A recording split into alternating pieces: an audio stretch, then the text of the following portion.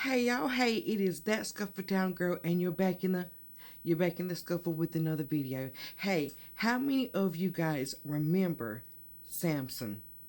Everybody remembers Samson. Samson was very famous in the Bible for his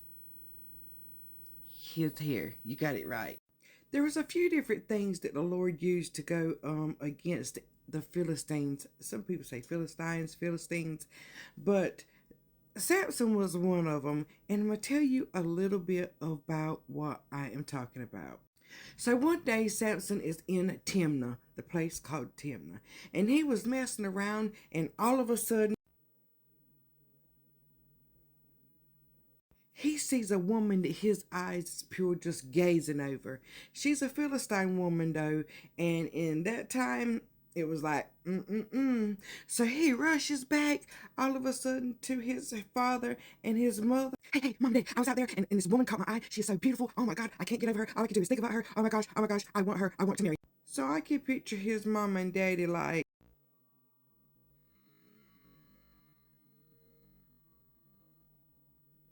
so his mom and daddy objects to it. They're like, no, why can you not find your own woman and not a Philistine or Philistine, however you want to say it. I say Philistine, but why? And he's like, no. I want her. I want to marry her. So, Dad, I need you to go get her. She looks so good to me. I want her.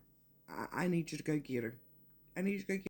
See, as they was objecting to the situation, they did not realize that this was a part of the Lord's plan to go against the Philistines. They did not realize it at first that this was a part of it, that he would be attracted to this Philistine woman, and that this is how the Lord would use Samson to go against the Philistines. So as they are walking back to Timnah, a young lion jumps out and attacks Samson. See, his parents didn't even see this happen, but the Spirit of the Lord takes over Samson, and he rips that young lion's mouth open like it was nothing, like it was a little tiny baby goat that he was just ripping open. And when the Spirit of the Lord hit him, he just said, whoosh. He didn't tell his parents about it because he must have been walking off. I'm imagining he was walking off from them just exploring when this happened. So he didn't tell his parents. And one reason I think he didn't tell his parents is because back then they had a thing about being ceremonial, unclean, and clean. And when you touch a dead thing or dead carcass or whatever, it was a big thing. So I'm assuming that that's the reason he did not tell him. So Samson meets her, and he is just like, he is so pleased that he's like, yes, yes. So he's at home now, but later on, he returns back to Timnah for the wedding. And as he's returning for the wedding, he notices the carcass that the young lion that he ripped open. And guess what was in it? A swarm of honeybees.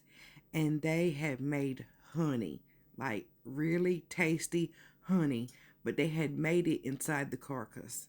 So there were certain things that was customary back then. So the bride's father picked 30 elite men, I guess, to be a part of the wedding. So Samson's father threw this big old shindig, this big old festival for these elite men. For just, it's just in our days, I think about an office party when you got all these suits and all these rich people, and you're just having this big old special event for them, and they were the only ones. So the bride's father picks 30 elite companions for Samson, and Samson's father throws this big old elite party. So I'm assuming as they're standing around and they're trying like most things like that, when it's guys that's like that, they really don't got nothing to talk about but work, but they're trying not to talk about work because they're actually at a festival, at a party that they really don't have to talk about work. So I'm assuming they had to come up with some conversation. So all of a sudden Samson said, "Hey, let me tell you a riddle. And if you can figure out the riddle, I will give you 30 fine robes, and I will give you 30 of the finest festival clothes that I can give you if you can figure out the riddle. And so I'm assuming the guys are like, okay, this is a game, this is fun. I'm okay. Let's do this. So Samson begins to tell them the riddle. So he begins to tell them the riddle.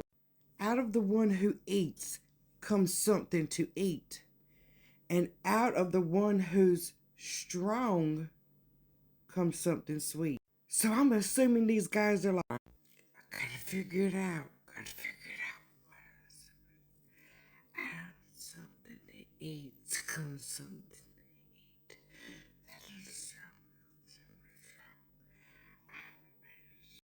So as they're trying to figure it out, they get irritated. So they get Samson's wife and they threaten her um during this time. And they're like, listen, if you don't go to your husband and find out what the answer is, we will burn down your father's house. We will do certain things to you. So I'm assuming at this point she is scared. So she goes to Samson. She's like, why won't you tell me the answer? Why won't you tell me the answer? You don't love me. You don't love me, or you would tell me the answer. Samson says to her, I ain't even told my mom and daddy. Why would I tell you? They're trying to figure it out. You know what I mean? So she keeps on and she keeps, you don't love me. You don't love me, or you would tell me. So this goes on throughout the whole party, and he is aggravated.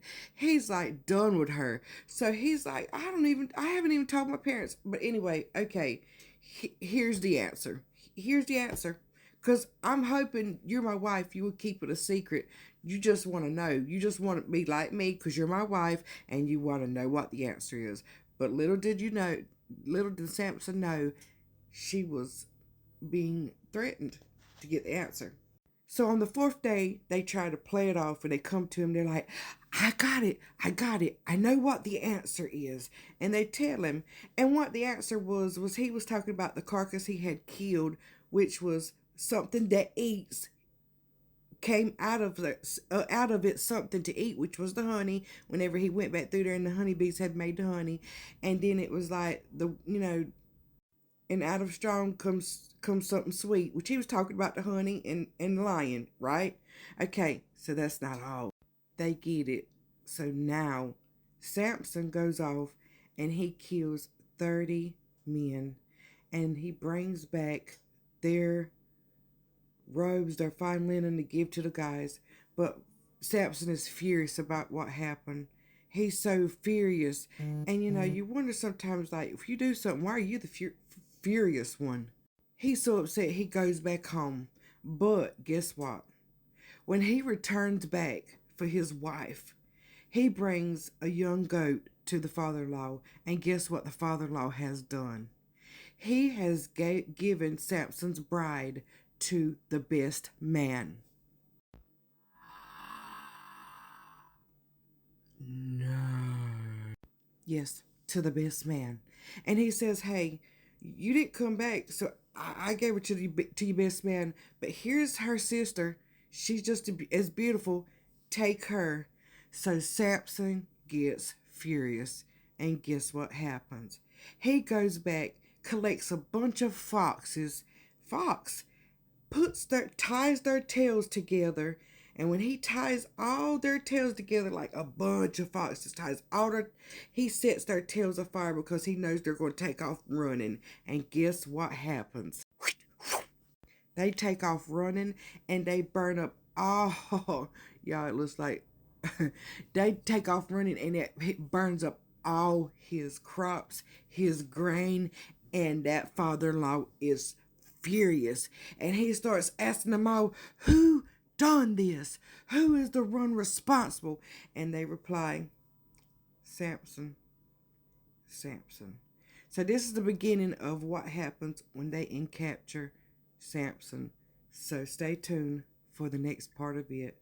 That Scuffletown girl, and be blessed. And you're out of the scuffle with another video. Bye.